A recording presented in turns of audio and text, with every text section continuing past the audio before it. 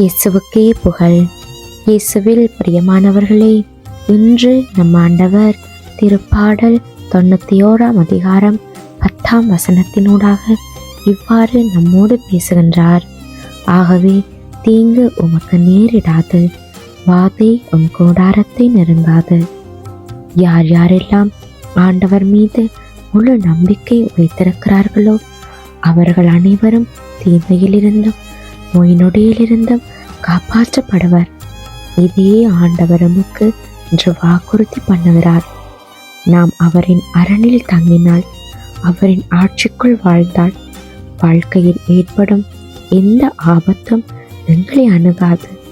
பாவம், சோதனை, மனச்சோர்வு, பயம், இச்சை போன்ற ஆவிக்குரிய தீமையிலிருந்து எம்மை காக்கும் ஒரே வழி நாம் ஆண்டவருடன் நெருக்கமாக இருக்க வேண்டும். அன்று இஸ்ரேல் மக்கள் எகிப்தில் இருந்த போது ஆண்டவரின் அடையாளமாக யார் வீட்டிலெல்லாம் ஆட்டின் இரத்தம் பூசப்பட்டதோ அவர்களை தவிர மீதமிருந்த அனைவரும் அழிந்தார்கள். அதுபோல ஆண்டவரை யாரெல்லாம் தங்கள் வாழ்க்கையில் அடையாளமாக கொண்டுள்ளார்களோ அவர்கள் ஒருபோதும் தீங்கை காண மாட்டார்கள். ஆண்டவருடைய பரிசுத்தமுள்ள நாமத்தை நாம் நித்தமும் சொல்லும்போது வாதையோ, கெட்ட ஆவிகளோ, தீமையோ எதுவுமே நம்மை அணுகாது.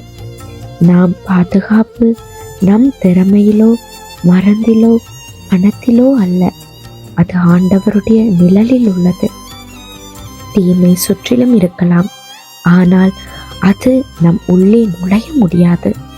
ஏனெனில் ஆண்டவர் நம் இதயத்தில் வாசம் பண்ணுகிறார்.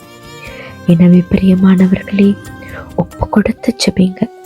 நீங்க செபிக்க செபிக்க உங்கள் குடும்பத்தை சுற்றியுள்ள எல்லா கெட்ட சக்திகளும் உடைக்கப்பட போகிறது. ஆண்டவருடைய நிழலிலே குடிகொள்ள ஆயத்தமாவோம். குடும்பமாக சேர்ந்து செபிப்போம். ஆமேன்.